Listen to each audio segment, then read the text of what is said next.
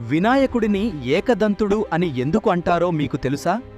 దీని వెనుక ఉన్న త్యాగం తెలిస్తే ఆశ్చర్యపోతారు. వేదవ్యాస మహర్షి మహాభారతాన్ని లోకానికి అందించాలని నిర్ణయించుకుని దానిని రాయమని గణపతిని కోరారు. గణేశుడు ఒక షరతు పెట్టాడు. నేను రాయటం మొదలుపెట్టే నా కలం అస్సలు ఆగకూడదు. ఆపితే నేను రాయటం మానేస్తాను.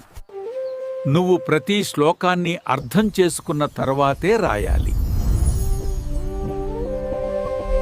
అలా ప్రపంచంలోనే అతిపెద్ద కావ్యం మహాభారతం రాయడం మొదలైంది. గణపతి కలం మెరుపు వేగంతో కదులుతోంది. కలం ఆగకూడదు. షరతు ప్రకారం ఆపితే రచన ఆగిపోతుంది. అప్పుడు గణపతి ఏం చేశారో తెలుసా? ఆలోచించకుండా తన సొంత ఏనుగు దంతాన్ని విరిచి దాన్నే కలంగా మార్చి రాయడం కొనసాగించారు. సొంత శరీరాన్నే త్యాగం చేసి మహాభారతాన్ని పూర్తి చేశారు.